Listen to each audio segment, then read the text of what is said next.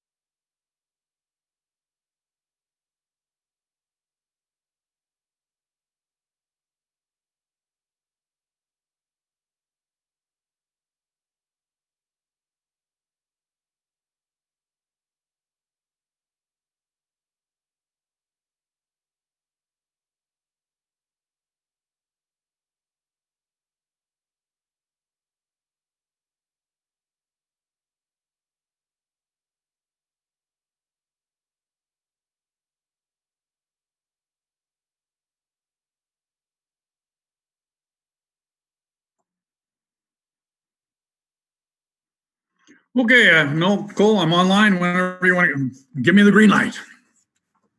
Yeah, you are good. You're off mute. All right, let's go then. All right, folks, welcome to everyone to the Colorado Virtual Service Academy Information event. I am Tom Gregory, and I went to the Naval Academy, served over 27 years on active duty, and now, among other things, I volunteer in support of the Naval Academy. Normally, there would be 5 of these events around the state at in-person venues. However, due to COVID-19, the fall events have been canceled, and we're now conducting these events virtually. This is a one-of-a-kind virtual event this year where you get the reps from all 5 service academies, the 4 ROTC programs, and the 9 Colorado congressional offices all in one session. This is truly a unique event, and I strongly recommend you do not leave without asking your questions and seeing all the presentations. It only takes 2 hours. We need to give a credit to the Air Force Academy for hosting this event. They set up the event, and we're running it off their servers.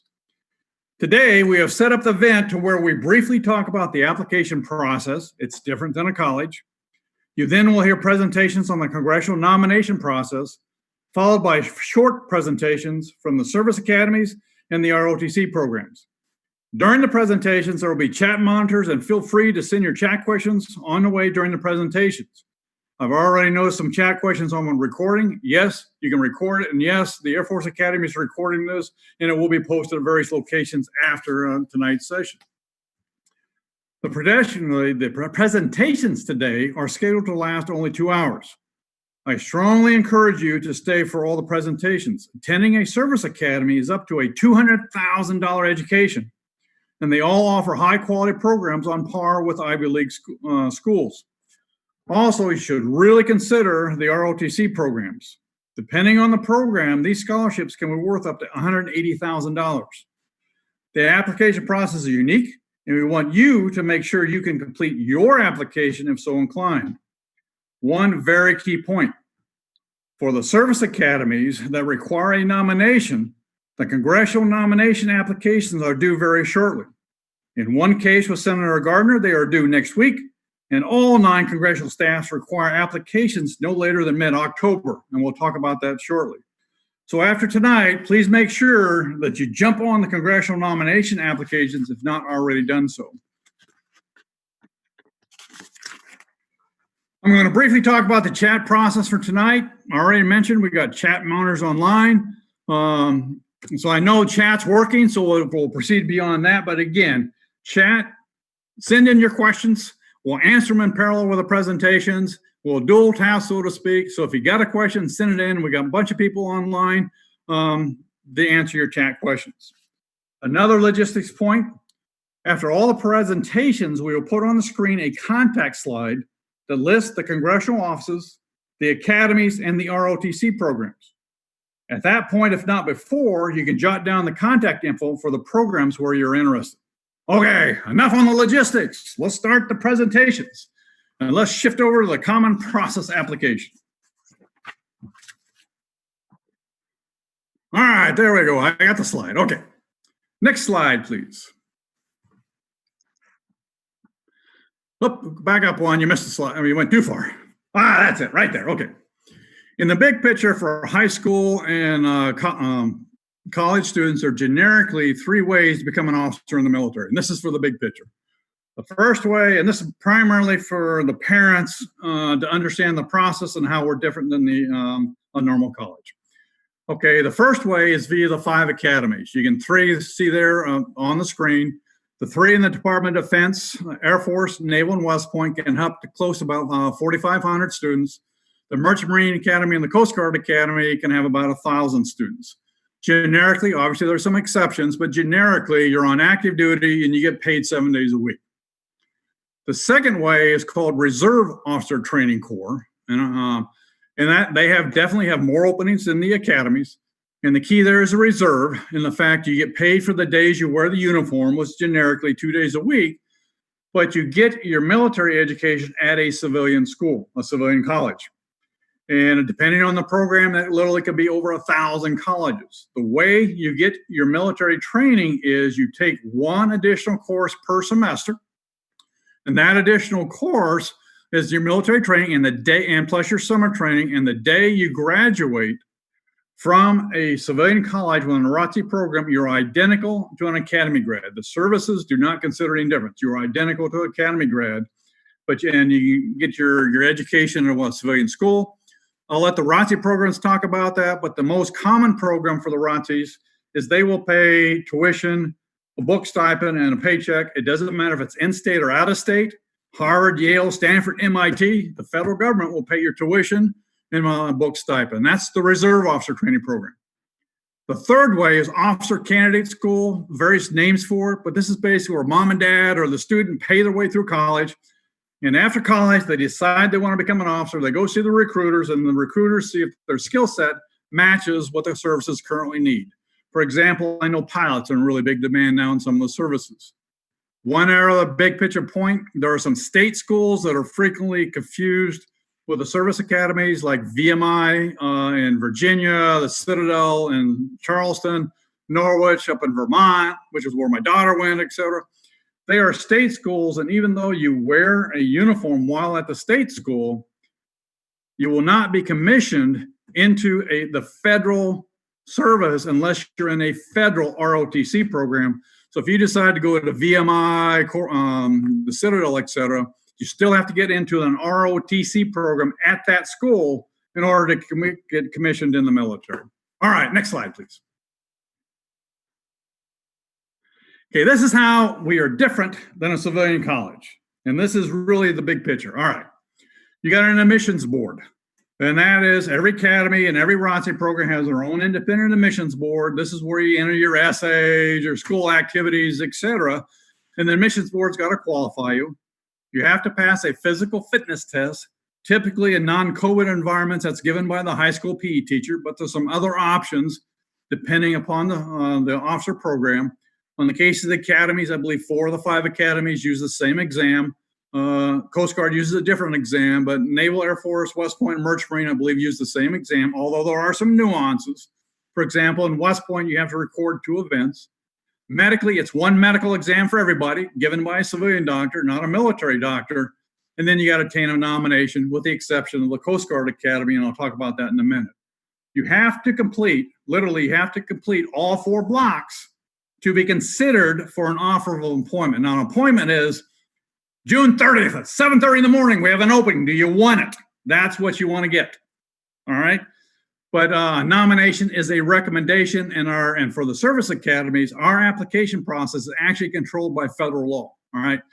And on the ROTCs, by the way, their process is very similar, except for obtaining a nomination, change that to get into the college, because the ROTC application is independent. So literally, moms and dads and students, you got to complete all 4 blocks in order to be eligible to get that $100,000 or that $200,000 offer, so to speak, for the scholarship. And it's a lot of forms, but you knock out a couple of forms a week, it's easy to get them done. Next slide.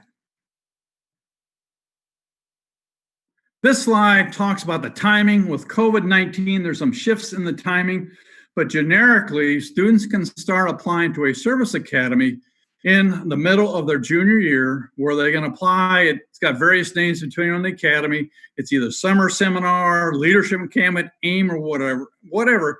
But when you apply for, and that program is, most of them were canceled this summer, but they'll start back up next summer. But in most cases, what they are is you get a 6-day opportunity in June to try out the academies. All right. And when you apply for those summer programs, you also start your preliminary application. And if you don't apply for the summer programs and you wait until the website's open up in the spring, then you can apply there. One key point, that magenta arrow there, you're coming real close to it. Remember on the previous slide I talked about you had to have a nomination. There's one nuance. It's a real small category where you don't need a nomination.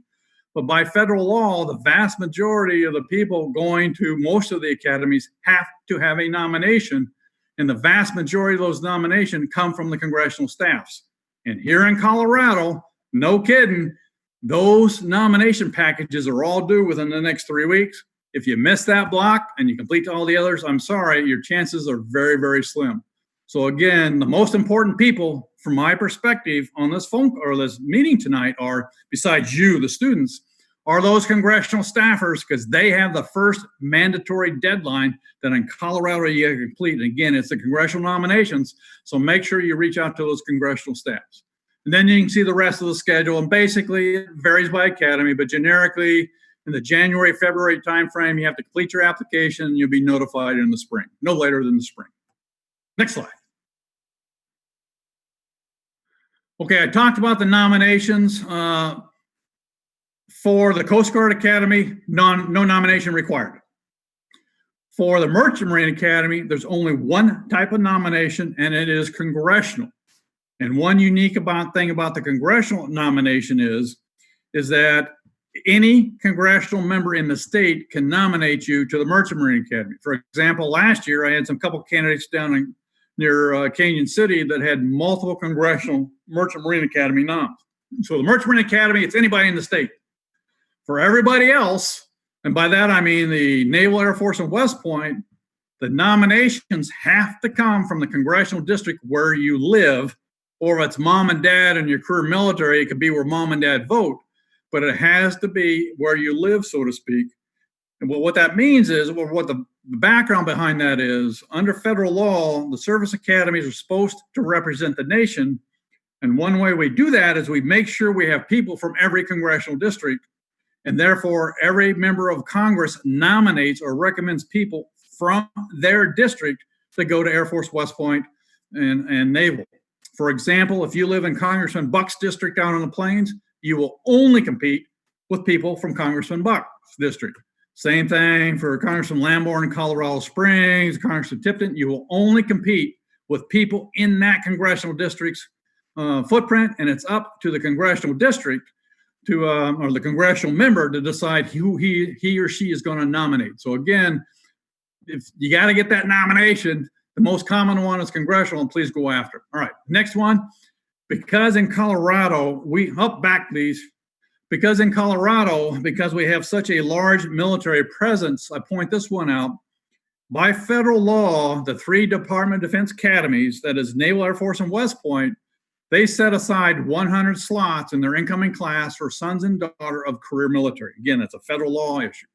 And it doesn't matter what service pay grade. For example, an enlisted Army mom can qualify her daughter for a nomination to Air Force and Naval. It's just and same thing for National Guard. So the presidential is for career. So if you're mom and dad, or you're in Guard or whatever, or your career military, make sure you talk to your academy rep about the presidential nomination option. The next vice president, that's open to everybody. It's a national secretary of the service. You can see on the slide, by federal law, we have some set aside for the enlisted personnel, both reserve and active duty. And by the way, Air Force and Army Guard, you fall under that 85 category. So if you or your children are a member of the Guard, there's a special category where they can apply to. And the last big picture one I'll mention on the slide is Reserve Officer Training Corps. This is both high school and college. If you are in ROTCs, depending on what type it is, you may also qualify for a very unique category, but these are the big ones. Generically, there are 7 different types of nominations. You have to have one, talk to your academy rep, and within 2 to 3 minutes, they'll know which ones you qualify for. All right, next slide. Okay, for the congressional noms, I just have 2 slides on the congressional districts. Okay, and you can see the color codes there for the districts. Again, you should know, especially with election coming up, your mom and dad, I'm sure, know what district you're in. But anyway, as far as make sure you apply to your congressional member. The next slide. And this next slide is this Denver. Denver's got some unique shaped districts because some of you may be right on the borderline. Again, you can see the congressional districts there. If in doubt, reach out to your congressional member and they'll verify for us what district you are in. And again, with the voting, with mom and dad in the voting, then registering for voting, they'll know what district they're in. Next slide. Okay, and that is my last slide on the process. I just condensed a 1-hour brief into a couple of slides there because I don't want to keep people long here. Again, reach out to your academy rep. And with that, we're going to turn it over to Jennifer Borrella of Senator Bennett's office, who now will talk to us about the congressional nomination process. She's got a few slides. Even though her slides are focused on Senator Bennett's office, the other congressional staffs are similar. And I would encourage you to reach out to the websites for your congressional member to get their specific process. But again, Jennifer will give you the big picture process. And Jennifer, over to you. Thank you, Tom. Good evening, everyone. We can go to the next slide. All right, so some important information that you need to know. When you will need to apply to congressional offices and receiving a nomination, you must also, as Tom said, apply directly to the academy of your choice. You're encouraged to apply for a nomination to all nominating sources. Each Senate office has their own process. You should contact their offices about their specific application process. You can also visit your congressperson's website. And so you should always contact all the offices that you're applying to just for their application information. They differ a little bit. I know our office and all offices are aware of the standardized testing dilemma you guys are all having. So, as you schedule them and like for our office, your scores, you can send in at any time. Next slide. So obviously our application closes, you'll be applying, it opens in May and it will close ours closes October 13th. Then after that, October's will be held between October and December, or interviews will be between October and December. Our interviews will be hosted virtually this year, with the bulk of them happening on Saturdays in November. We will make the best effort to notify you of your nomination status in December late December, early January of the year you're applying. Next slide. So when you start your application, the things you'll need is contact information. Please make sure you're providing contact information that's reliable throughout this process. Emails, phone numbers. If that changes, please contact us. We ask for academic information as far as grade point averages, classes you're taking, how long you've taken those classes, extracurricular activities, sports, club, organizations. We like to know about employment, how long you've been in those certain clubs and things, and about your leadership. And then our application includes a personal statement on why serving is important to you. Next slide. We also ask that our application requires 3 letters of recommendation. We ask that one comes from a teacher, a school counselor, or a principal. Also that they must have a signature, not a typed name, and that your recommender put it on letterhead of their organization. If they don't have that, obviously, just let us know. We require a photo. Some offices require essays. We like to know leadership roles, unofficial transcripts, awards, and honors. Again, that just depends on the specific office you're applying to. Next slide. The things that our office looks for in an applicant run we talk to the academies regularly, and our office takes a whole person approach when selecting who will receive a nomination. Certain things are considered diverse leadership qualities, competitive test scores and grade point averages, efforts at self-improvement, your commitment to serve your community and your country. Those are huge, and your patriotism. Again, all of these things, plus much more, is considered, but these are the main things when we take our whole person approach. Next slide. So the interview process, once you've completed your application and it's been reviewed, more likely than not, you'll be invited to interview with the congressional offices. You will probably be contacted by the individual offices to learn more about their process. But typically, you'll be interviewed by a panel of 3 members from the community. Next slide. For interview logistics, you want to confirm your interview, make sure your date, your time, location. Obviously, this year it's online. And with what office you'll be interviewing. Some students have multiple interviews in one day, just based on when we all hold our interviews. This year, we want you to test your technology. Be sure your technology is working properly to avoid last-minute issues. If there's a problem, please contact the nominations coordinator for individual offices as soon as possible. And be prepared. Practice answering questions you think you might be asked. Next slide. With receiving a nomination, if you're offered a nomination and should choose to decline the nomination, another student will be offered the nomination, and they're not transferable. Sometimes we're not able to give people their first choice, but we give them their second choice. They're non-transferable. You can't come to us and ask us if you get one for the Air Force, if it can change to the military academy. Congressional offices will notify academies of their nominations no later than January 31st. That was the deadline prior to COVID stuff, but I think we're still aiming for that date to get our nominations in. Receiving a nomination, again, is just one step in the process. You must apply for employment to the academy associated with the nomination you receive. Next slide. We hope that you do that ahead of time and not at the last minute.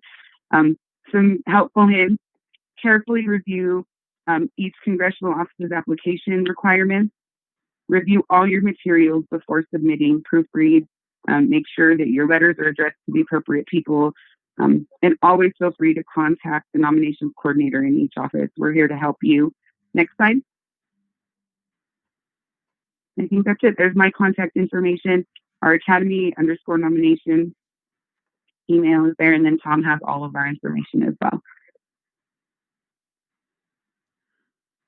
All right. Thanks, Jennifer. And to all the congressional staffs, thank you for partnering with the service academies today. We appreciate all the congressional offices working to make this an exceptional and productive event.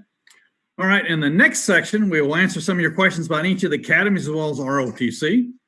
And next up is the Air Force Academy and Air Force ROTC. Second Lieutenant Ben Easley will start us with the Air Force Academy. He will be followed by Lieutenant Julia Wallace of Air Force ROTC. Ben, over to you.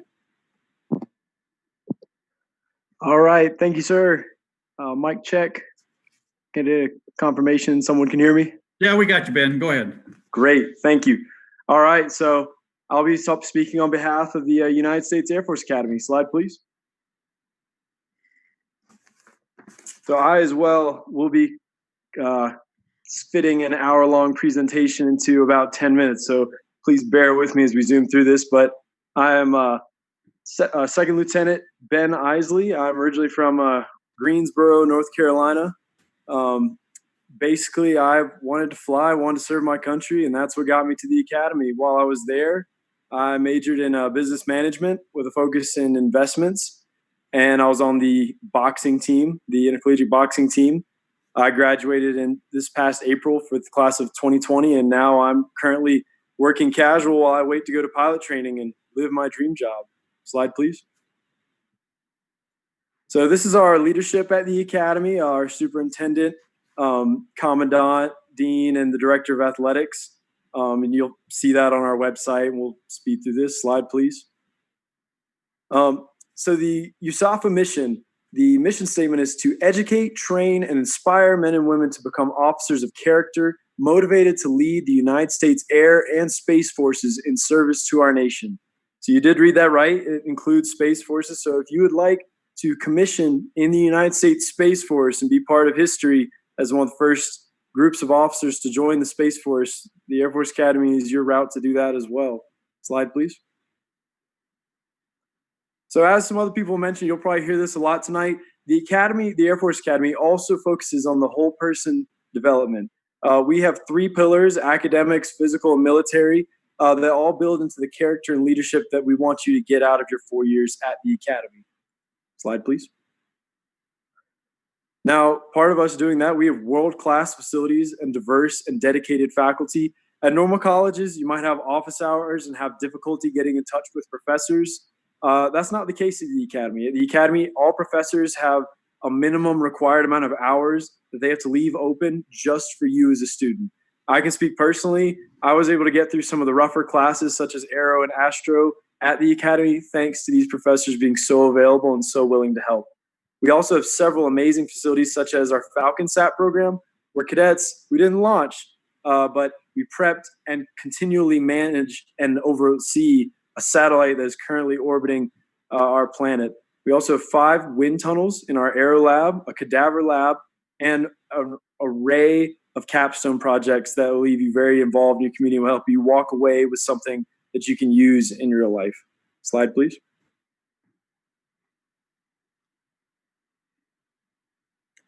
So you can read the rankings and statistics there, but our faculty and facilities come together to make us a nationally competitive school with a lot of amazing programs. We're STEM heavy, but that's not our only focus.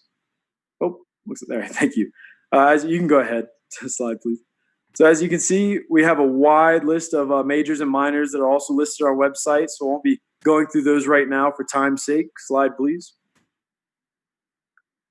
So there's a saying, every cadet is an athlete. And we have 3 different athletic programs that you can be a part of. You can be part of our NCAA Division I sports teams, club, or intramurals. And every cadet does at least one of these. Slide, please. So first, our intercollegiate teams. We have 27 different D1 sports in the Mountain West Conference, 17 men's and 10 women's. Your scholarship, so to speak, is not dependent on playing a sport. Whether you're a recruited athlete or walk-on athlete, that does not affect whether you get a scholarship or not. It's a full ride no matter what. Slide, please. Next, we have club sports. Our athletic clubs are very competitive and travel just like D1 intercollegiate teams. For example, we had our women's rugby team. They're back-to-back national champs. I have several friends on that, and it's really cool getting to see them go compete on live television for a club sport. So don't discount those either if intercollegiates are not for you. Slide, please. Next, squadron intramurals. This is something where you get to bond very closely with the squadron you're assigned to, and we have 2 different seasons with 9 different sports for each season to choose from. Very competitive, very fun. A lot of times people will make their own jerseys, and it's a really good time for everyone. Slide, please. The physical fitness test and the aerobic fitness test, also known as the PFT and AFT. So these are taken once a semester, all 4 years as a cadet. However, if you score well enough, you can qualify out of taking it the following semester. The physical fitness test is 5 different timed events, complete for reps and or time. You got pull-ups, push-ups, sit-ups, standing long jump, and a 600-meter dash. And the aerobic fitness test is a timed 1.5 mile run. And these calculate into your overall cadet standing, and depending on how you score, can have you placed in or out of different programs. Slide. Basic cadet training, BCT, also is first or second beast. So this is how we turn high schoolers into professional members of the Air Force. The first step, anyway. It's 6 weeks of introduction to military, how to wear the uniform, how to march, heritage, etc. And the second half is a much more physical side where we go down to Jacks Valley, learn teamwork, warrior ethos, and go through courses and weapons training. Slide, please. So what sets the Academy apart is the Academy experience. From left to right, pictured, we have the honor code that I'll read off in a second. Everyone, you never have to worry about someone stealing something, for example, like you might have to at a normal college. I never once locked my room while being at the Academy because we all live under the honor code and we're held accountable to it. Second, cadet life, tons of events, a lot of bonding and special traditions that we all do together that just give you some of the best friends you'll make in your life. 3, our summer programs and airmanship programs, which I'll get into later slides. And 4th, our location. Slide, please. So first, the Cadet Honor Code. We will not lie, steal, or cheat, nor tolerate among us anyone who does. This is something held near and dear by every cadet, and it's something that we are very proud to say we follow. Slide, please. So the Cadet Wing organization. So it's split up into 40 squadrons with 10 in each group, all making up one wing. Each squadron has about 25-ish students from each class, giving us that, when you do the math, about 4,000 cadets at a time. So very small school compared to most, but you get to know these people very well. And oddly enough, you spend so much time doing whatever sports and classes you may do. There's still people from my class that I meet. I feel like I know most, but some that I still meet. But very close family dynamic with those that I've been in squads with. Slide, please. Again, I won't list all of those, but we have a wide array of cadet clubs. And the amazing thing about the Academy is if there's a club that we don't have, which would be very surprising to me, but if we don't have it, you can start it. And odds are people are going to join it as well. I've seen many clubs come to life in my time at the Academy just these last 4 years. Slide, please.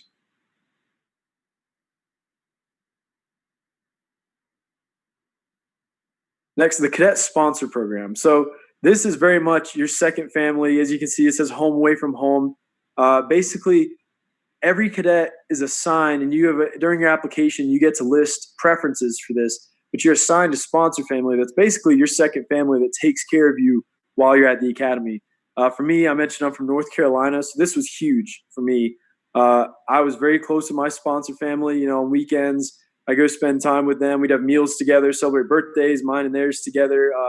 They had my family, for example, they had a son, and I'd go to his wrestling tournaments. We were very close. So very awesome thing, and great network of grads, parents, retired, and just civilian families that want to help out. Slide, please. So next, there are a lot of travel opportunities for upperclassmen at the Academy. We have things called C-SLIP, semester abroad, foreign academy visits, cultural exchange. We even have exchanges with our sister service academies and ROTC exchanges. And the best thing is they're all 100% free. That is something that the Academy can boast that most colleges cannot. I personally did not partake. However, I've heard so many good stories about friends that went to Singapore, Morocco, France, Germany, and just had these amazing life-changing experiences thanks to these programs. Slide, please. Summers are also a crazy, awesome time at the Academy. You practice your military skills and leadership by partaking in programs such as ESET or survival training, summer seminar, which some of you may have attended or hopefully will attend in the future, and also working BCT. It's amazing the leadership experience you gain working basic cadet training from the cadre side instead of the basic side. It's definitely much more enjoyable, speaking from personal experience. Slide, please. Next, our airmanship programs include jump, UAS, soaring, cyber, and powered flight. These are amazing. We are the only place in the world that you can take your first jump out of a perfectly good airplane completely solo, not static line. That means you jump by yourself. There is no instructor floating down through the air with you, and you pull your own ripcord. Now, you obviously do this with a lot of training beforehand and a lot of practice, but it is an amazing program. Highly recommend checking these out. There's a lot of social media and online resources you can look at with each of these programs more in depth, but they are world class. Slide, please. Next, our location, beautiful Colorado Springs. It's an hour from Denver. It's one of the fastest growing cities in the country. There's a ton of indoor and outdoor events. Pictured here is Garden of the Gods. As cadets, we quite literally live in a postcard. It's amazing. On base and off base, everywhere you go is breathtaking. There's skiing and snowboarding, which you can do in the winter. Plenty of concerts, sports events with the Broncos, the Nuggets, or the Rapids, depending on who you're a fan of. It's a great place to be. Slide, please. And obviously, this is the end goal. Nothing's better than graduation day. I still hold this as one of the best days of my life. It was amazing seeing the Thunderbirds fly over, and I hope some of you get to experience this as well sometime soon. Slide, please. Long blue line, you could read the numbers there. We're a small, tight-knit network. I still meet grads all the time, just out in public or just on social media. It's amazing to have that instant connection, that shared experience compared to other colleges where you just don't bond over the 4 years nearly as much as you do at the academy. Slide, please. These are some of our famous USAFA alumni. We've had a Secretary of the Air Force, some astronauts, chiefs of staff of the Air Force, doctors, members of Congress, CEOs, professional athletes, and coaches. A lot of notable and distinguished grads. We haven't had a president yet, but maybe it could be one of you watching. Slide, please. We have 35 different career fields that you can go into after commissioning. You can see the statistics there. And there are also law school, medical school, and public policy opportunities as well. Slide, please. This is listed on our website. I won't go through all that for time's sake. Slide, please. Best place to get started, academyadmissions.com. If you just type in USAFA, Air Force Academy, USAFA Academy, any of those things, you will see this link, and it has a very clear, easy to follow guide of what you should do. Slide, please. This is some of our admissions staff. We have admissions counselors, admissions liaison officers who work with you through this, and you have me, admissions advisors. Slide, please. So again, the whole person concept, you see the nominations mentioned, medically qualified is also important, but this is all listed on the website. Slides. I'm running out of time, so we're going to breeze through these real quick. So slide, please. Go further down. Slide. Slide, please. So could you please go to the preparatory school? Thank you. So some of you may apply to the academy, and we have a USAFA preparatory school and Falcon Foundation preparatory schools. This is for those of you who maybe academically need some more prep before going to the academy. It's not so much for people to get physically fit, but more so to get academically prepared. You do not apply for these opportunities. You apply for the academy, and if they see it as the best fit for you, they will give you a nomination or a chance to attend one of these schools before attending the academy. Slide, please. And finally, no tuition costs, no room and board costs, guaranteed career, monthly stipend, medical, dental coverage. These are some of the amazing perks, we'll call it, of attending the academy. As a boxer, I definitely got my money's worth out of that medical coverage. And some of you will see now there's a lot of people graduating where that guaranteed career is a huge deal. So go to academyadmissions.com. I'll be here throughout the entirety of this briefing. Please feel free to send me a private message and I'll be happy to answer your questions. But now I'm going to hand it off to Second Lieutenant Julia Wallace. Thank you. Thanks, Lieutenant Isley. Appreciate the introduction.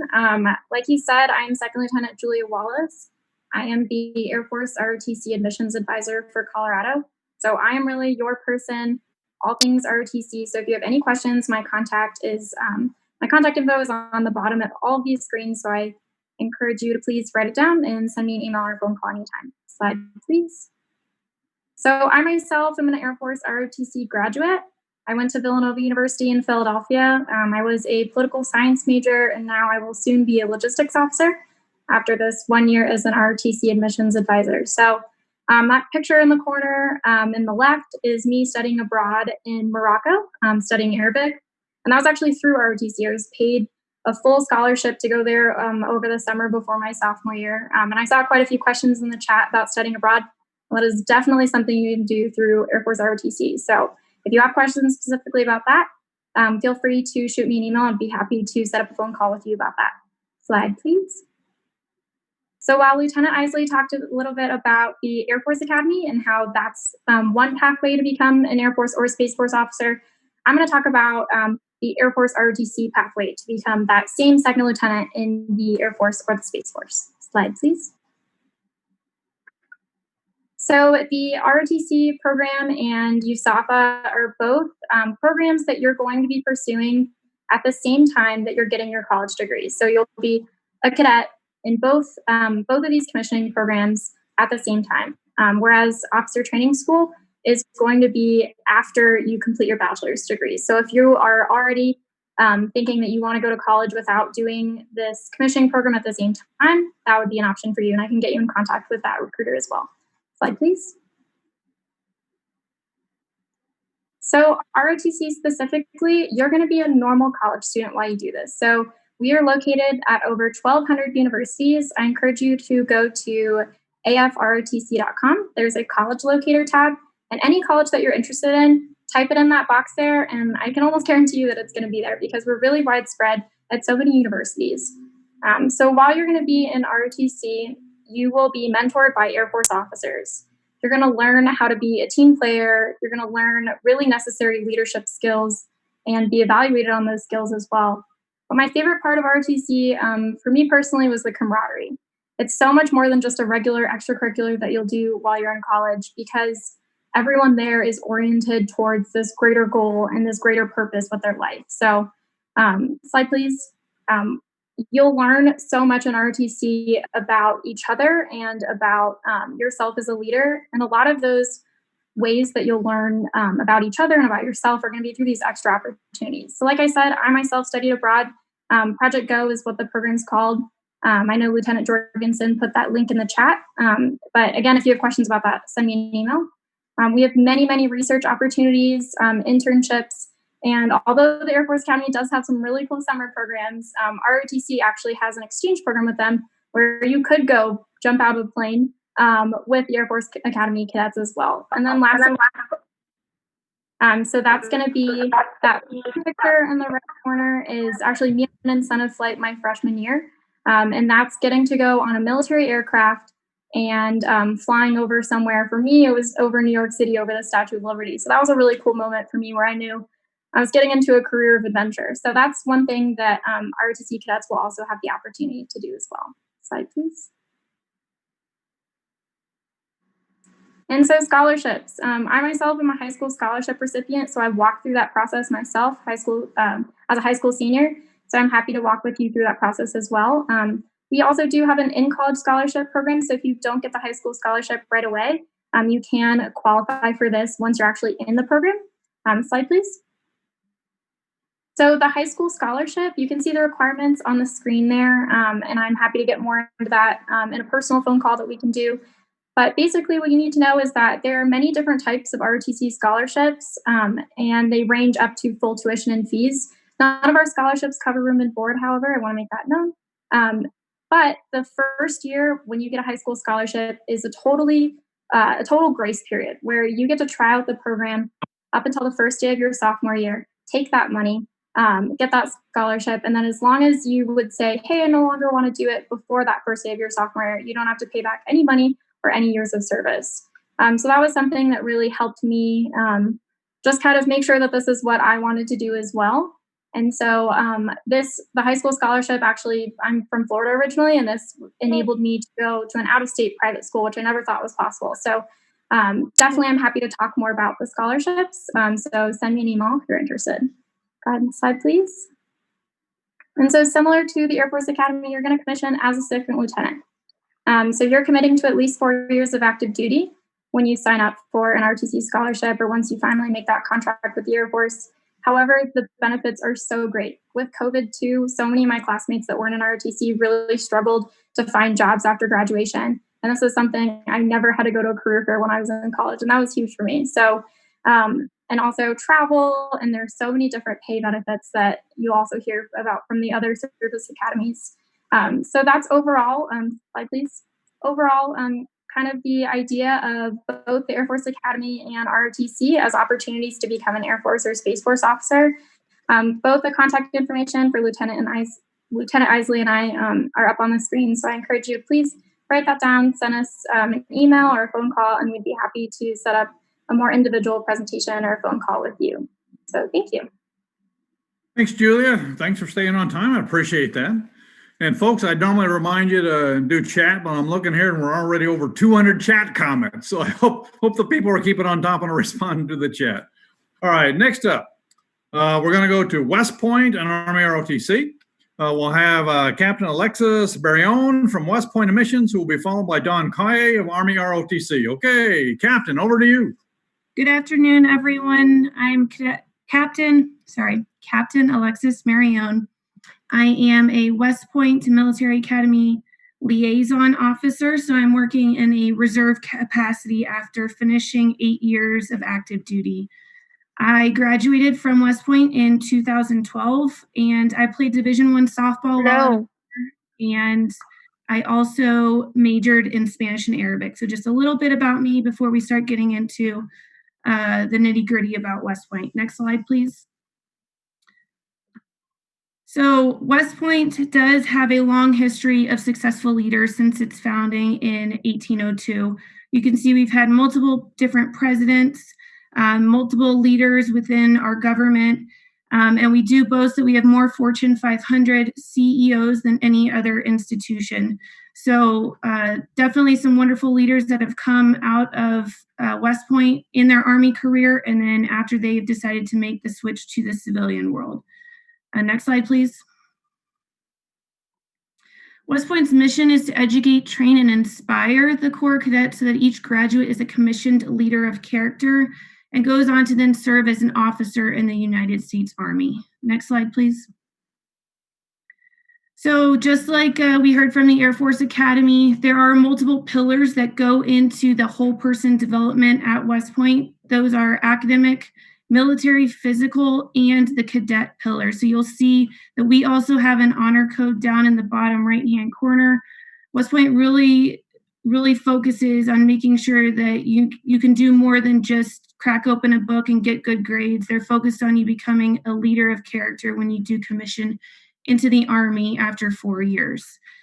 Another thing that's wonderful about West Point is the support system that you receive both while you are at West Point and then after you graduate as well. So there are volunteer field force members who assist prospective candidates with their admissions process to West Point.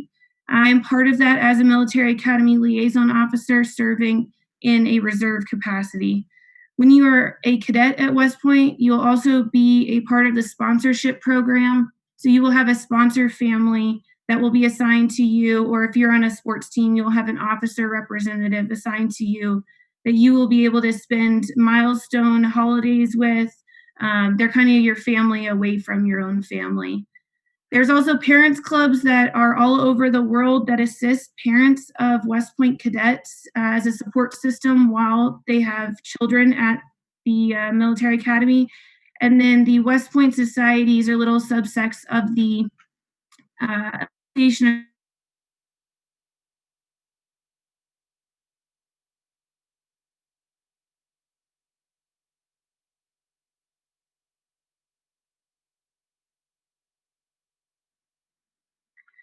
So West Point typically ranks within the top 3 of all of the college rankings every single year. I want to draw your attention down to the bottom at the Princeton Review, where it says West Point is the #1 university with the most accessible.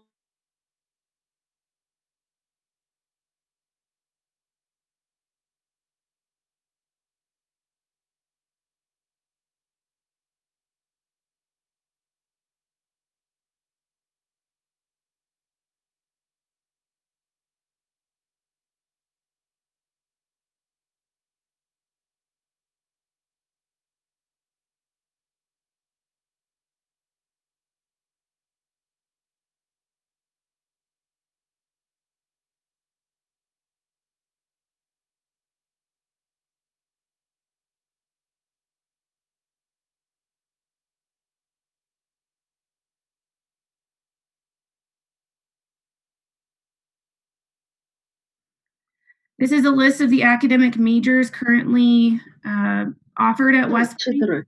They fluctuate a little bit every couple of years just based on needs of the Army, or like how we had cybersecurity recently added as an Army branch. It will reflect that as well. So just when you're looking at these academic majors, keep refreshing them and see if there's anything that does pique your interest, since they do change from time to time. Next slide, please. With the military pillar, you will have your military GPA that will factor into your overall GPA in your class ranking. So every single summer and every single semester will go into that. Your first summer at West Point will be cadet basic training, affectionately referred to as Beast Barracks. And this is when you learn how to basically just become a cadet and learn those basic soldiering skills. So marching, drill and ceremony, how to salute, how to wear your uniform. And after the end of these 6 weeks, new cadets are formally accepted into the Corps on Acceptance Day, or A Day. Go back one slide, please. Thank you. At your second summer at West Point, you will do cadet field training, which is really honing those soldiering skills that you learned the previous summer. So more field time, more marksmanship, doing land navigation. And this culminates in a run from Camp Buckner, which is just outside the West Point gates, back to West Point. Next slide, please. Your junior summer or your senior summer, you will conduct a leadership detail in which you will be the leader of Beast Barracks or Camp Buckner. So you'll be teaching and mentoring the younger classes during their developmental summers. You'll also take part in what is called CLDT, or Cadet Leader Development Training, where you will have a field environment, 100% tactical time, and it's really just teaching you the basics and fundamentals of being an Army officer and leading in combat. I've had multiple graduates tell me that this is the best field training that they received while they were at West Point.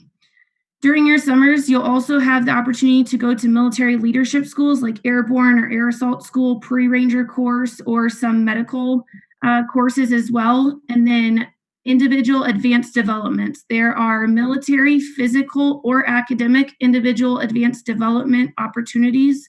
So once again, that's your military leadership schools. That can be cultural immersion experiences, semesters abroad, or you can do a physical individual advanced development where you can hone your physical skills if you're a college athlete. Next slide, please. As far as the physical pillar goes, every single semester you will take some sort of physical course, class. So your freshman year, that'll be boxing, and then military movement, which is a fancy way of saying a gymnastics class. You'll also take an Army physical fitness test every single semester at West Point that will go into your physical GPA. Sophomore year, one highlight is you will take survival swimming as a course. And then junior year, you will take a lifetime sport. I took tennis, but there's many different options. You can do scuba diving, golfing, downhill skiing, and then you will take the indoor obstacle course test, which you can see in the bottom right photo. And your senior year, you will take a physical fitness test and the indoor obstacle course test as graduation requirements. Next slide, please. Once again, this is just a slide outlining the individual advanced developments, or AIDs, semesters abroad, cultural immersion opportunities. You can work with 3-letter agencies. You can go and shadow big Army or Department of Defense, and just incorporate that into your summer training that's not just academically focused. It's, once again, going into that whole leader concept and those 4 pillars. Next slide, please. In conjunction with the other service academies, currently West Point is waiving the SAT or ACT requirement for those applying this year. However, you must prove that you have the inability to take the exam at this time, and West Point is still requesting that you take the pre-SAT if unable to take the other 2. As far as leadership evaluation goes, one of the biggest things that you need to remember is to just try to incorporate leadership into your extracurricular activities you're already doing. So being a student body leader, being a captain of a sports team you're already on, those are wonderful ways to establish leadership in your application. And then as far as the candidate fitness assessment goes, West Point is the only service academy at this time that requires that you submit a video of both the push-up event and the pull-up or flexed arm hang event. Next slide, please. Just like the other service academies, you do have to be medically qualified. If you do not pass your medical qualification on the first go round, you could be deemed remedial, and that just means that they need to evaluate a little bit more to determine if you are fit to go to West Point. And then if you are disqualified, medical waivers are available, but they're always done on a case-by-case basis. Next slide, please. We've gone over obtaining a nomination at the beginning of this briefing, but I just want to remind everyone, if you are going to apply to West Point, please apply for as many nominations as you qualify for. And that way you have the best chance of obtaining one of those nominations to submit with your application. Next slide, please. At this point, this concludes my briefing about the military academy. It's probably best if you have specific questions to West Point to send me a direct message in the chat just so it doesn't get lost, but I'll be available throughout the remainder of the time. At this point, I'm going to hand the briefing over to Mr. Don Coy with Army ROTC. Thanks, Kat Marianne. My name is Don Coy, and I'll be talking Army ROTC scholarships tonight. Next slide, please. So Army ROTC is an alternate commissioning source from those going to West Point. Typically, for the Army each year for active duty officers, West Point does about 25%.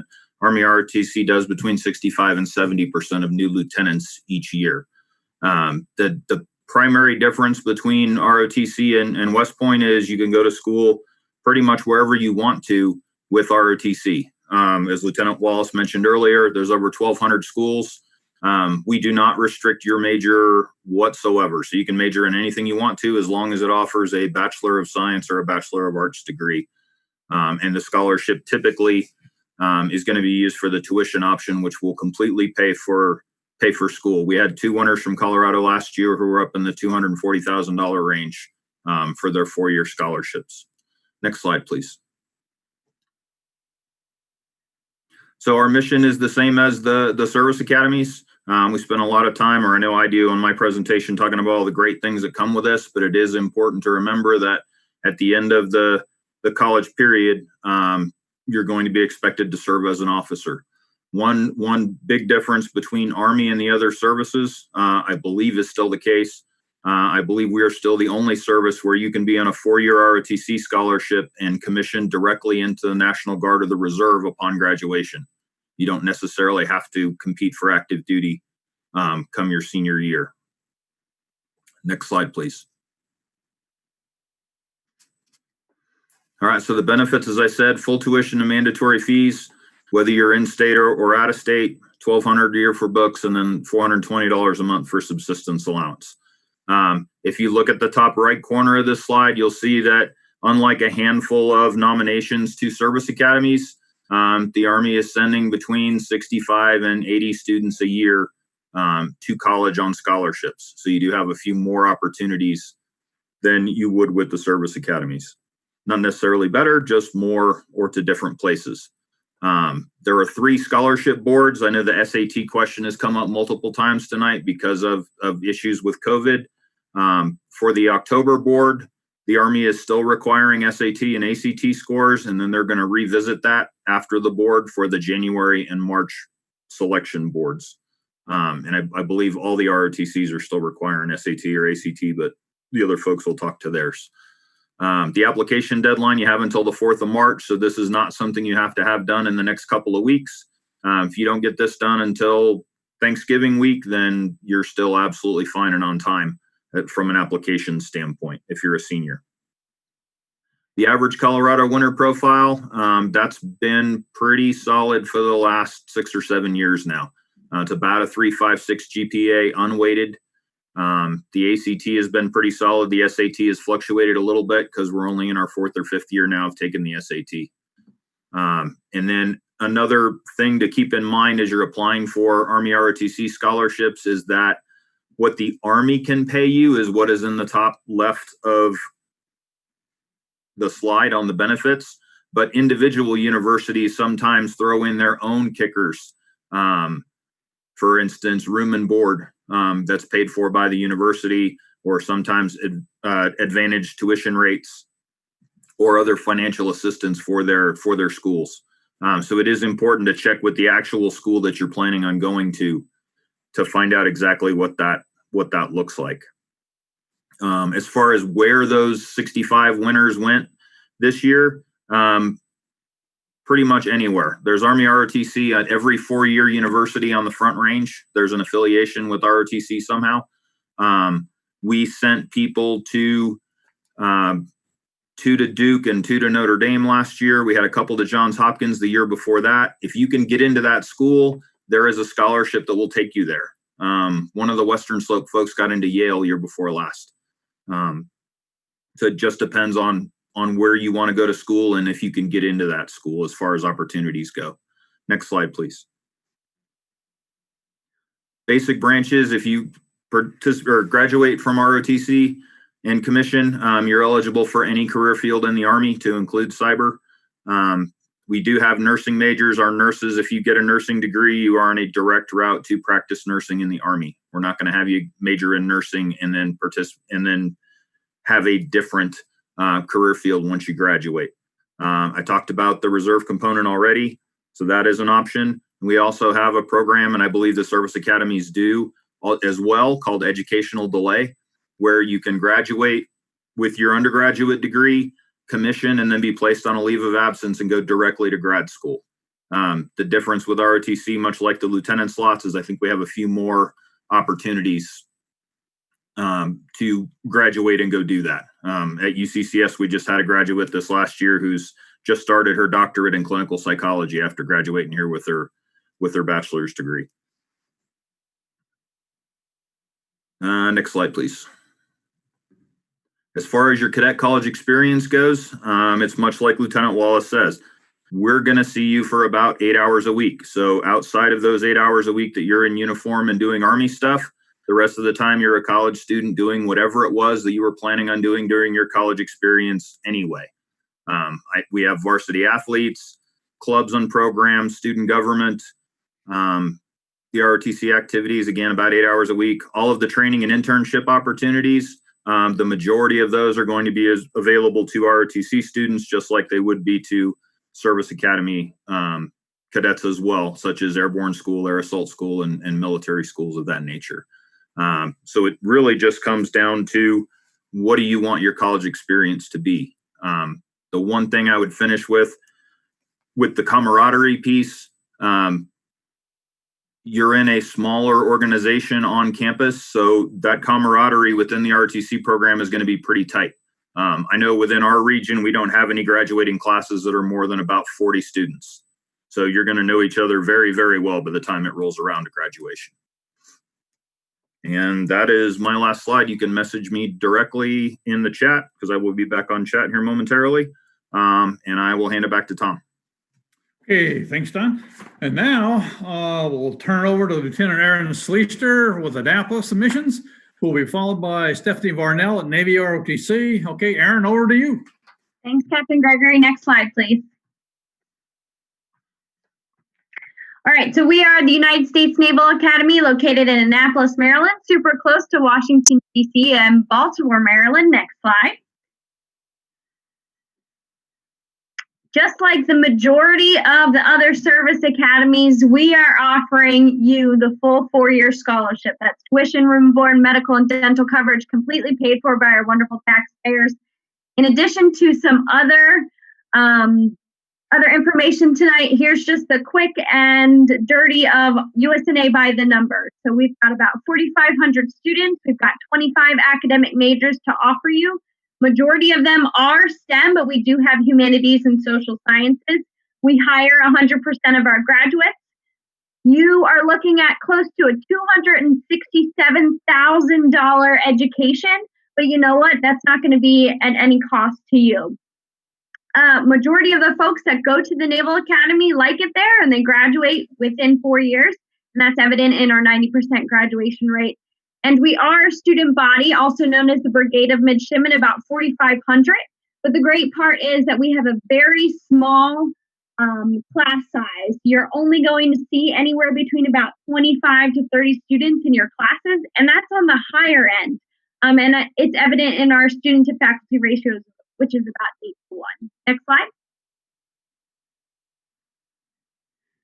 Okay, so I already said we're in Annapolis, Maryland. You're going to be offered all of those services at the Naval Academy. You basically don't have to leave campus, but you know, it's great to leave campus because you're literally steps away from Annapolis, Maryland. You can see the total breakdown of midshipmen and the female to male ratio. The other really neat aspect about the Naval Academy is that you are going to have the opportunity to engage with, live with, interact with our sailors and Marines who've already had opportunities to experience and serve in the fleet. Next slide. Okay, what does USNA offer? Next slide. This is a really important slide. If you don't capture anything else tonight, capture this slide. We are the 4-year undergraduate degree program for both the Navy and the Marine Corps. So if you're interested in doing either of those tracks, Naval Academy is the answer for you. I already talked about how many majors we have. The other important aspect that I'll talk about tonight is that we're paying you to go to the Naval Academy. You are going to get a monthly stipend. It's about $125 a month, all the way up to about $625 a month. And that increases every year you're at the Naval Academy. The really other unique opportunity that I'll talk about is your careers after graduation. Like I said, you're going to be commissioned as an officer in the Navy or the Marine Corps, and we have a plethora of options to choose from. It can range from what I do, which is surface warfare, aviation, special warfare, submarines, cryptography, cryptanalysis, medical and dental. So we really have a full range of what you can go and do within the Navy and the Marine Corps. Next slide. I won't delve on in this too much, but we do offer 25 majors. I'll just point out a couple of them. Nuclear engineering is one of our newer majors that we've brought online. Probably one of our most popular right now is cyber operations within the Math and Science School, building a brand new building for cyber operations because it is such an important warfare area. And then, of course, we still need our big thinkers and our smart writers. So we have the rest of our majors in the humanities and social sciences. Next slide. D1 athletics, 33 co-ed teams, 18 club teams, and then of course you can also play intramurals. Majority of our students are going to play some type of sport while they're at the academy, but we do have a couple of different extracurricular activities that might take the place of your sports, such as the Drum and Bugle Corps, which is our incredible band at the Naval Academy, and we have some other cheerleading and dance type of opportunities that you can participate in.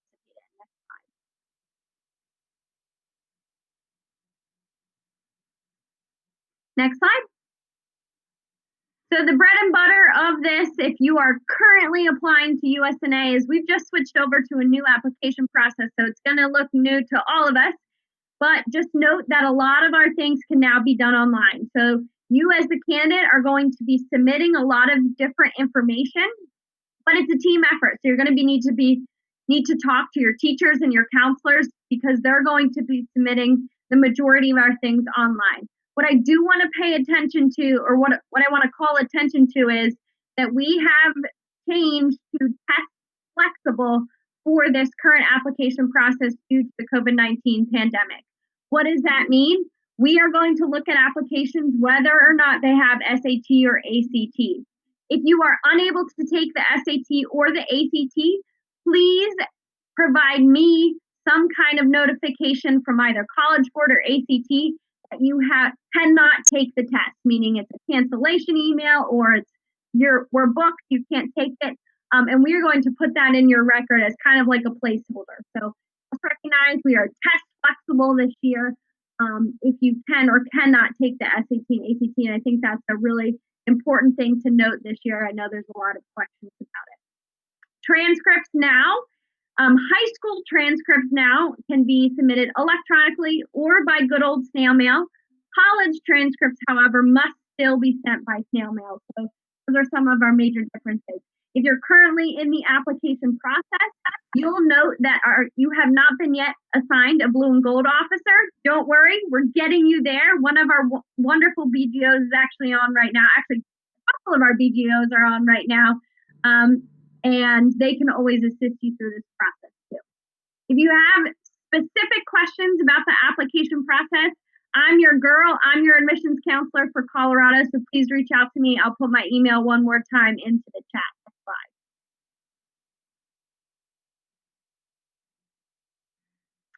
We've seen a lot of this type of admissions process. Captain Gregory already talked about it. We're going to look to see that you are meeting all 4 of those blue boxes there. We're going to check your application, that you're physically qualified via the candidate fitness assessment. You're going to take that medical test through DODMER for all of the service academies. We're going to share all that information. If you're already taking it for USAFA or West Point, we'll eventually get that information. Oh, by the way, don't forget about that nomination application, because you also are going to be applying to that concurrently while filling out your Naval Academy application. Next slide.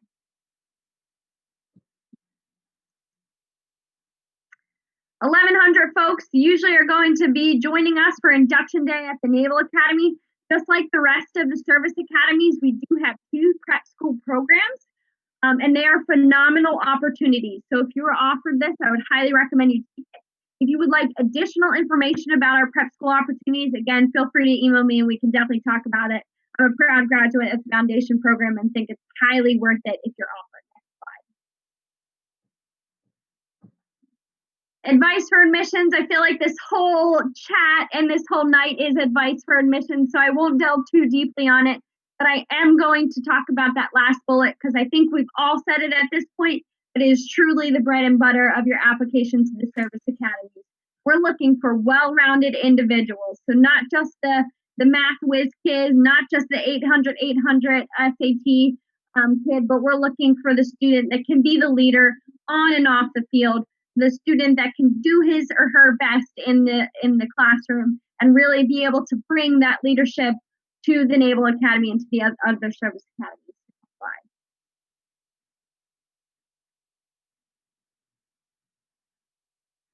Next slide.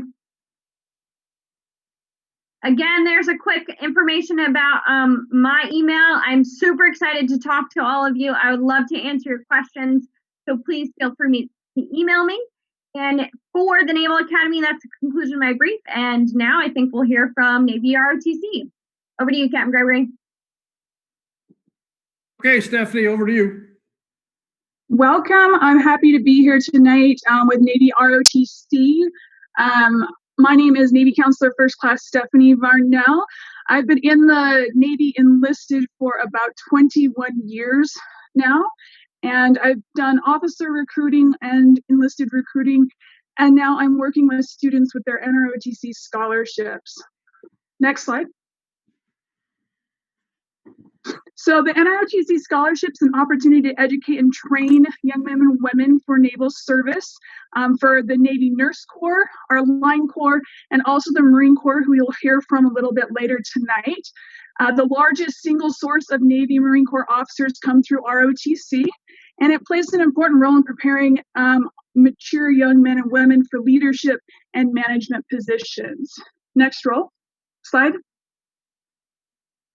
So you get to earn your bachelor's degree from any of our 166 top colleges or universities across the nation. On your application, you do select 5 of our NROTC schools from 1 to 5, ranking them in order of likelihood that you would like to attend.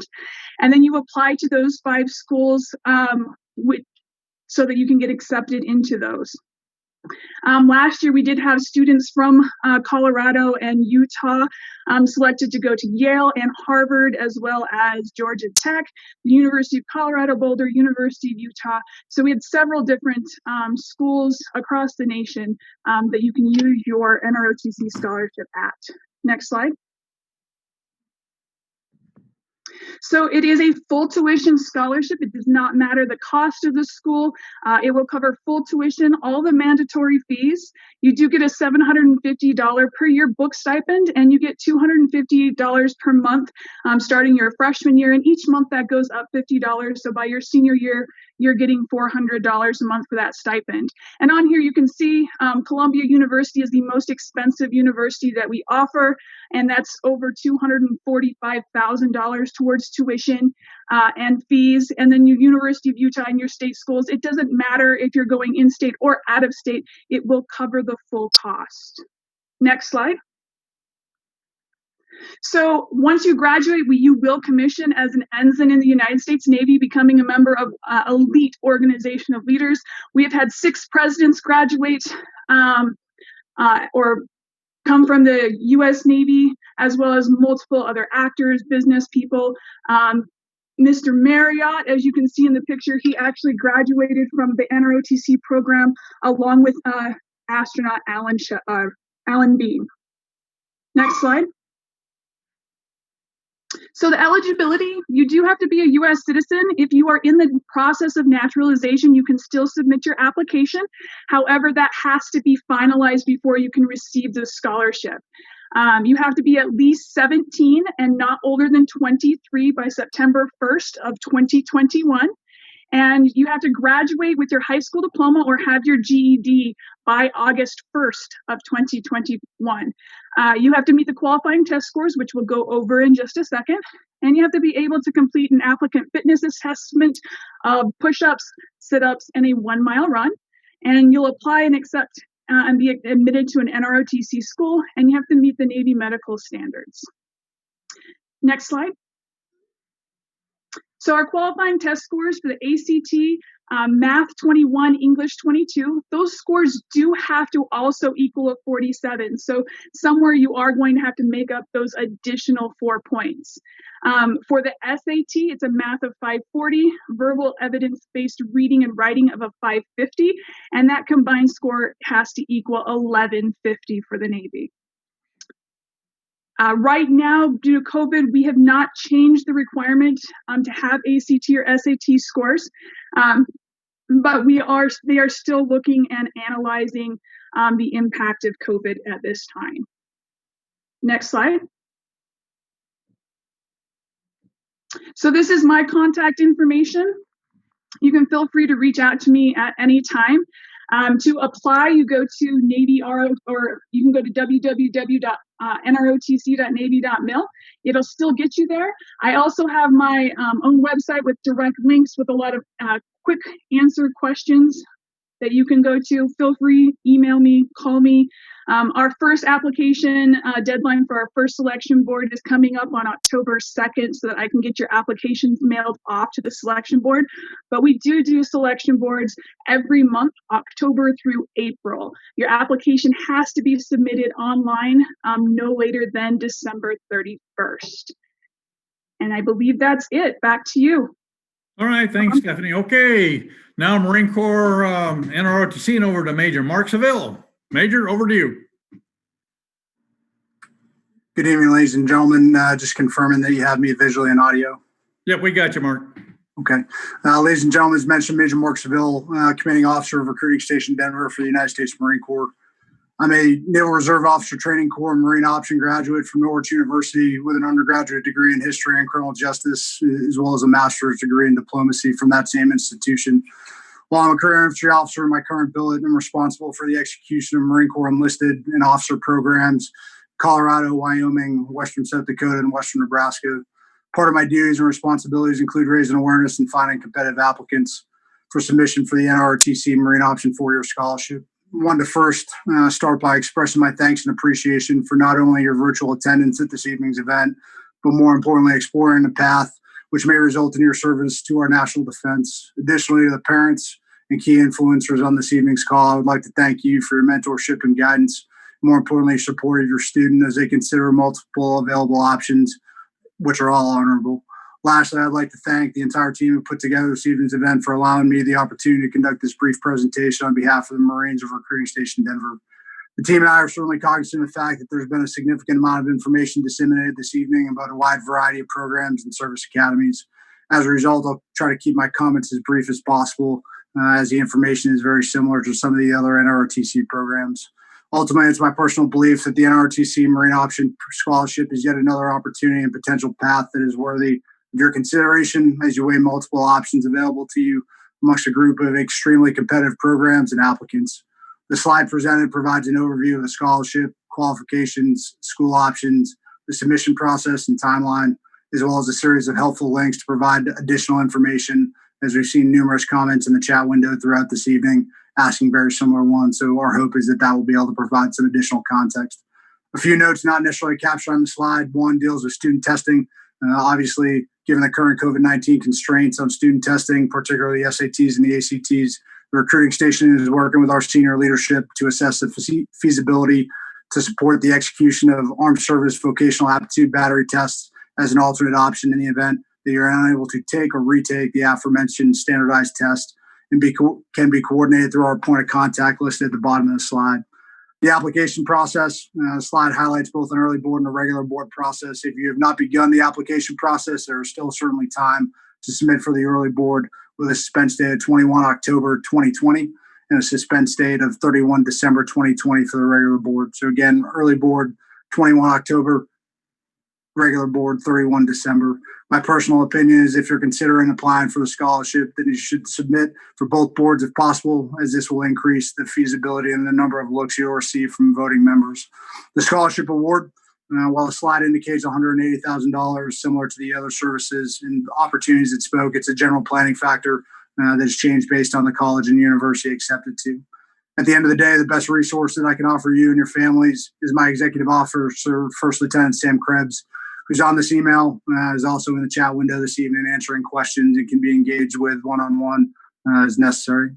I'm cognizant that a number of you may be aware or have potentially already applied for the early board for this year's submission or considering completing the application in support of the regular board. For those that haven't, as mentioned, there's still time. Lastly, we understand that all of the programs discussed this evening are extremely competitive. As a commanding officer of Recruiting Station Denver, we also offer a wide variety of other programs to serve in the United States Marine Corps, which are not limited to the NROTC Marine Option Scholarship. Our team supports a wide assortment of other options, which include commissioning sources such as a platoon leaders course and officer candidate source. Additionally, we offer opportunities in both active and duty reserve components, which may facilitate identified educational goals which you may have, which our point of contact has the ability to provide additional information on to you and your families. These programs also include information regarding the Marine Enlisted Commissioning Education Program, the Enlisted Commissioning Program, and future opportunities to apply to the United States Naval Academy through service in the active duty component. Team and I are standing by for questions in the chat window as well. Thank you for your time, support, and I wish you the very best in these challenging times. At this point, pending any questions, I'll yield my time back to Captain Gregory. Thank you, sir. Okay, and next we'll move on to Merchant Marine Academy and Lieutenant Ryan McCann. Okay, Ryan, over to you. Hi, good evening, everyone. I'm Lieutenant Ryan McCann. I'm out here in New York on Long Island. If you haven't heard about the United States Merchant Marine Academy, no worries. We are one of the smaller academies, kind of like the best kept secret. I'm not going to relay or regurgitate a lot of the information, what you can expect at a Federal Service Academy. We're not too different. But I want to give you a high-level overview. And I'm going to start with the congressional nominations. That's the primary reason why we're here.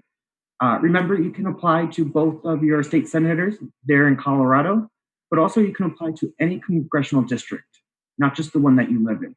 And the strongest applicants here at Kings Point will typically apply to a minimum of 3 nomination sources. And our mission here is to educate and graduate leaders of exemplary character who are inspired to serve the national security, marine transportation, and economic needs of the United States as licensed merchant marine officers and commissioned officers in the armed forces. You might be asking, what do merchant mariners do? The U.S. Merchant Marine consists of privately owned U.S. registered merchant ships and Navy vessels. We also provide waterborne transportation for passengers and cargoes moving in domestic and international commerce. And in time of war or national emergency, the U.S. Merchant Marines serve as the fourth line of defense. When you graduate from Kings Point, you're going to receive three things. You're going to receive a Bachelor's of Science. We have 5 majors. I'll go over those in a second. You're also going to receive a U.S. Coast Guard license for unlimited tonnage. And that will either be your engineering or a deck license, and that depends on your major. And you'll also receive a commission to fulfill your service obligation. Now, how you fulfill that service obligation is going to be up to you. You can choose to pursue either active duty, and you can go to the Army, Navy, Air Force, Marine Corps, Coast Guard, or you can pursue employment in the maritime industry for 5 years in the public or private sector while maintaining your U.S. Coast Guard license for a minimum of 6 years. So that option's up to you. When you get to the academy, you don't have to choose that right away. You'll have access to liaisons to each of the branches to learn about those opportunities. And within those 4 years with your Bachelor of Science degree, there's a lot going on. You're actually going to technically fit that 4-year degree in 3 years. Why? Is one of the training here is what we call a C year. It's probably one of the best paid study abroad. This starts your sophomore year. We're going to send you out on a vessel with one other midshipman. It'll be a U.S. flag vessel, of course. We try to give you preference. We're going to send you out for a little over 100 days. And then after those 100 days, you're going to come back to campus, do a deeper dive into your major. And then between your sophomore and junior year, we're going to send you back out again, out to sea, but this time for a little over 200 days. So you can expect to be out at sea for about a year during your 4 years at the United States Merchant Marine Academy. And I want to go back just a little bit with the sea year. You are part of that vessel, you're part of that crew, and this is a paid position as well. And it's professional experience. So since you have that professional experience, about a year on a vessel, if you do decide to work in the maritime industry, those starting salaries are phenomenal. You can expect 100K plus. And then academics, the 5. So if you're interested in the humanities or a foreign language, it's probably not going to be the best fit. We have marine transportation, which is nautical science and maritime business management, maritime logistics and security, nautical science, managing complex maritime and intermodal supply chains. And then we have 3 engineering degrees: marine engineering systems, and marine engineering shipyard management. So very important if you are interested in the United States Merchant Marine Academy that you're interested in an engineering track. And when you do apply, one of the first things I'm going to look for is your math and science classes.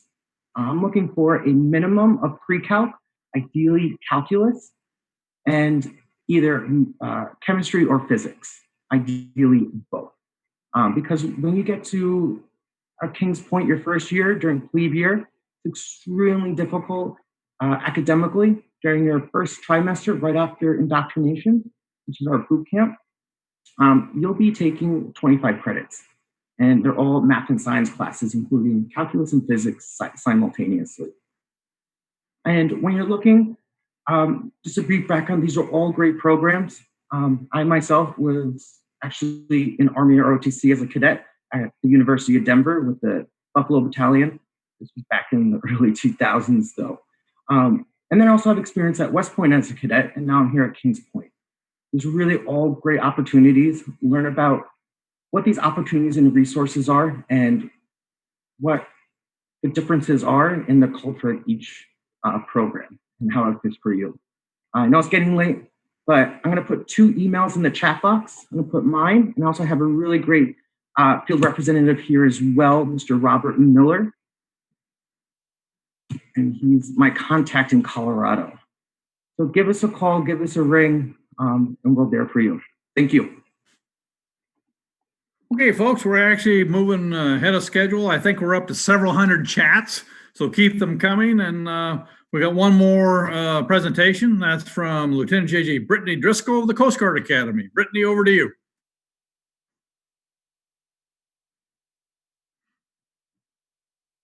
Thanks, Captain. Good evening, everyone. My name is Lieutenant Junior Grade Brittany Driscoll, and I'm the West Coast Admissions Officer for the Coast Guard Academy, located in New London, Connecticut. Next slide, sir. Thank you. So this is a little bit about the Coast Guard. This is pretty much our mission set and how we vary from the other branches. We're a multi-mission maritime service with a focus on security of the homeland. We do have both domestic and international missions. Next slide, sir. So this list right here is pretty much just a summary. This is kind of a short list of the primary missions of the Coast Guard. So while initially you may think that we only do search and rescue, you know, the Ashton Kutcher kind of thing, we do have a lot of mission sets throughout. And within each, there are certain specialties as well. We also have missions like cybersecurity and others that are not listed on this list. This is just a high-level overview of our missions. Next slide, sir. So the Coast Guard Academy at a glance. So we are the smallest service academy. We have just over 1,000 enrolled. Each year we usually receive about just over 2,000 applications. So we do have about a 12% acceptance rate. Currently, we have representation from all 50 states, 20 nations, 38% female, about the same rate for minority as well. Current average high school GPA, so these averages that I'm going to share with you are simply averages. They are not minimums, they are not baselines, rather just an average of the current freshman class. So the current high school GPA for the current freshman class of the Academy is a 3.8. Current SAT math average is about a 670, 680. The SAT verbal is around a 650. Please keep in mind these are averages. So we have some above, some below that kind of fine tune that average number. So like I said, I share these only to provide you with a general baseline to see kind of how you fall. Obviously this year is a little bit different, and I will touch on how we're addressing the current circumstance with the SAT, ACT. About 80% of our cadets did participate in varsity high school sports. However, you do not need to be a rock star varsity athlete or a varsity athlete at all to compete for an appointment. Rather, we care more about you being well-rounded, and I'll touch upon the three pillars we are hitting on. Like I said, smallest service academy, and we do not require the congressional nomination. So this might make your application process a little bit simpler. We recognize it's usually a pretty similar applicant pool for all the other academies. So we all have our own independent application rather than something like the Common App. However, Coast Guard is a little bit more different in that we do not require the congressional nomination. Similarly to all the others, tuition free. If appointed to the Academy, you come for 4 years where you receive an education valued at about $400,000. From there, you'll have a 5-year service obligation. So you'll pay back 5 years. And at that 5-year mark, we're currently sitting at an 85% retention rate, meaning that's folks who hit that 5-year mark, 85% of them choose to stay in the Coast Guard for more time rather than separate, which is pretty impressive.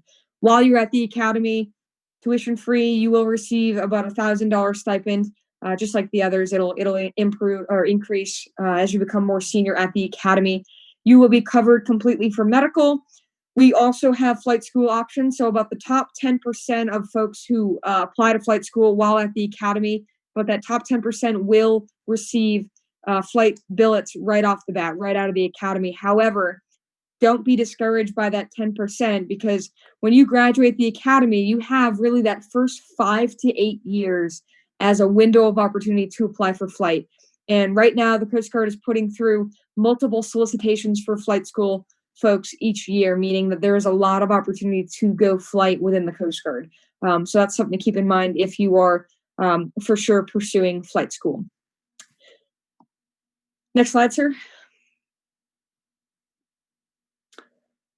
Reasons to attend the Academy. These are just some general ratings here. We can go next slide, sir. These are our 9 academic majors. So what's important to note here about these 9 are that they are not directly correlated to the job that you will get right upon graduation. So right when you start your Coast Guard career, you'll have the opportunity to select or submit kind of a dream sheet of your top 20 or so jobs that you want to put in for. So say you wanted to apply for flight school right away. You don't have to ask, oh, what major do I need to study in order to go flight? That's not the case. Meaning really put in the time to determine what major you want to study. Because at the end of the day, whether you do 5 years of service or 30, you're still walking away with that Bachelor's of Science in your selected major. So it's something important to consider. Really select the major that you truly want to study. And on our application, we do ask that you submit a secondary major just in case we were to have to offer that one to you instead. But we would certainly, call you and have the conversation with you beforehand. Next slide, sir. So leadership and professional development. So while you're at the academy for 4 years, you have to remember that not only are you a cadet, however, you're studying to get your bachelor's, but also studying to take that commission, meaning on graduation day, you're going to become an officer in the Coast Guard. So with that, you need to be fully equipped to serve as an officer and really provide that firm leadership to others in serving your nation. So you got to figure out how to become a leader, what type of leader you want to become, as well as what type of leader maybe you don't want to be. So throughout this curriculum or this leadership-driven curriculum at the academy, you're going to be put into positions to practice those leadership skills. You're going to step outside of your comfort zone and determine, hey, like this is the leader I want to be. This is how I'm going to improve this. And you'll have that first year at mastering your follower skills, and then the next 3 years to truly excel as a leader. So we also have the Service Academy Exchange Program. If you want to study for a semester at one of the other service academies, you wear our uniform, you're still in the Coast Guard, but you will come back to us after that one semester. The honor concept, just like the others, honor, respect, devotion, and duty. It's pretty firm, not only for cadets, but for the actual folks in the Coast Guard upon graduation. Each summer, you don't have to worry about a summer job. You will be placed into a training opportunity. So just like when it comes time to actually submit for your job right after graduation, you'll submit what we like to call a dream sheet for how you will determine, or how the detailers or assignment officers will determine where you're going to be assigned. So you can kind of select, hey, do I want to be in the East Coast, the West Coast? What kind of shift do I want to be on? Do I want to try out flight training? You'll have that opportunity to kind of put the time in and figure out how you want to spend your summer, and then actually get out on the job. Next slide, sir. Coast Guard Academy Athletics. So we are D3 athletics except for sailing, rifle, and pistol. Those are our 3 co-ed varsity D1 sports. Aside from that, we do have a lot of inter-company or intramural sports. So cadets are required to participate in 2 of the 3 athletic seasons. So as I said before, you do not need to be a varsity athlete. Even if you maybe were involved in band or theater or anything like that, those will certainly count towards that sports credit that's required. So you don't need to be a varsity athlete. However, if you would intend to play a sport at the academy, I really encourage you to get in touch with that respective coach at the academy in advance. That way you kind of form that relationship with them sooner. They'll communicate how much they want or need you to the admissions office as long as the academic foundation is there. You need to be a very strong student academically, and then we'll talk about the recruitment piece. But if you'd intend to play a sport, get in touch with that coach sooner rather than later, and you can do that on our website. Next slide, sir. These are some of our cadet activities you can participate in, and some of these will apply towards a sports credit. You can also find a good list of these on our site.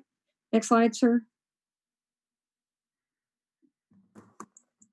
This is a typical day. Just like the other academies, they're going to be pretty full days. You're not going to have a lot of free time. However, it's going to allow you to excel at your time management skills. Next slide, sir. Leaders of character, this is what we're looking for. We're looking for you to be a strong student, strong leadership opportunities, and maybe you're an athlete or very active in the band or theater community. With this, we encourage you to submit a 1 to 2 page resume within the application to actually list those extracurriculars you're involved in. Maybe you are an Eagle Scout. Maybe you're really strong in community service. Maybe you've had a job for a few years. Maybe you're in some other extracurricular and you've truly started off as a follower and excelled to become that strong leader. Do you manage a lot of money? Do you manage people? Anything like that? These are all great points to list on a resume so that you can kind of make more of an effort to stand out from the other 2,000 applicants. Next slide, sir. The AIM, so this is the Academy Introduction Mission. This is our 1-week intro program. It's for rising seniors. So if you're a junior or younger right now, this is something you'll want to think about.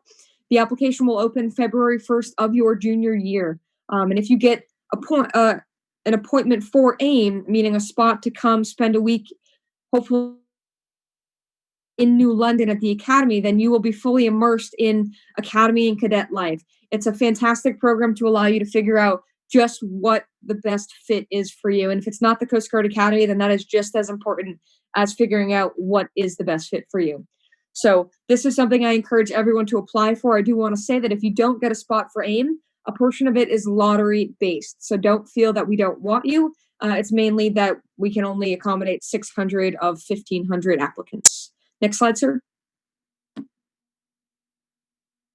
Application process. So this year it opened in July. Early action, which is non-binding. The deadline is October 15.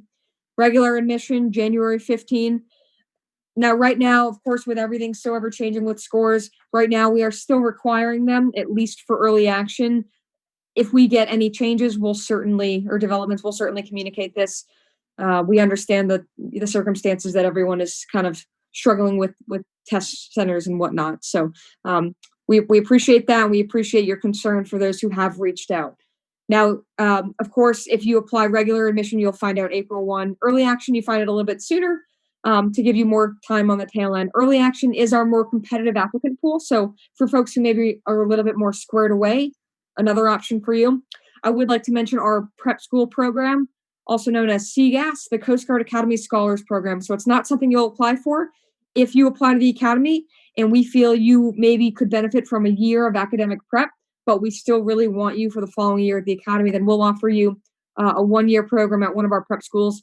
It'll be completely free of charge for you. We will pay for it. We will actually provide you with a paycheck and uniforms and all of that.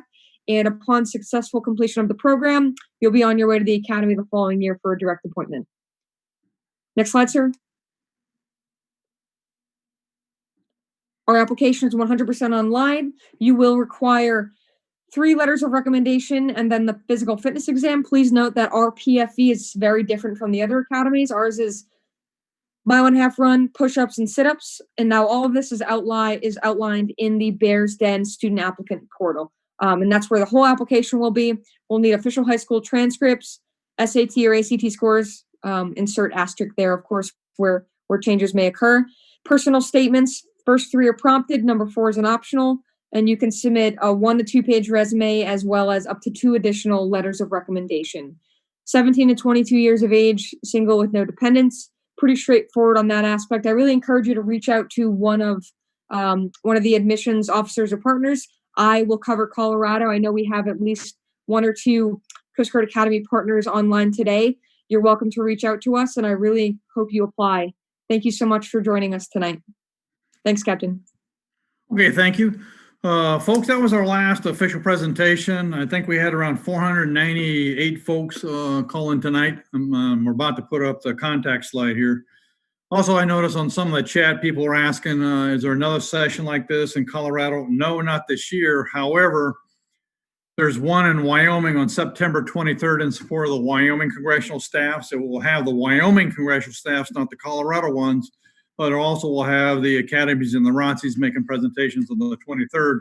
In case you have a friend or a family or whatever wants to see the presentations, again, that's an option. Plus, again, this has been recorded. And like something else I said earlier on when we started, perhaps the most important tonight is those congressional nominations. If you're going to an academy that requires a nomination, please, please, please go out, reach out to the congressional staffs, go to their websites. Again, Senator Gardner's nomination applications are due next week, Congressman Lamborn before the end of the month, and the others become due by the end of or by middle October. So realistically, you're about 3 weeks away from that door closing on the congressional nomination application. So that's really, really important for the seniors if you want to get one of those nominations. Okay, thank you all for the great questions and engagement with this session. I've been watching chat. I think we're well over 300 chat questions. Please keep them coming. We can stay online till basically 7:30. That's when we lose as far as this Zoom account, as far as this particular session tonight. Well, until the end of your time, we'll keep on answering questions again. You have on the screen right now the contacts, and we'll leave that up for a while. So if you want to go to a specific staff or whatever, as far as our contact, there it is. We're here to help. The bottom line is we want to make sure if you're applying to an academy or the ROTC that we help you finish your application. So we hope you have learned about the new opportunities or your pursuit of a military career. I counsel students to keep all the options open. Even though you may think you want to be a naval aviator or in the Army, educating yourself on all the options is really important. Please check out the various websites. Thank you for joining us tonight. Best luck on your military options and your college career. And again, keep those chat questions coming. I was really pleased of all the questions, people answer them. So we're staying online to answer more chat questions. Thank you. And by the way, if any of the presenters got any last calls, please let us know. We can unmute you in case there's something else you want to say. What?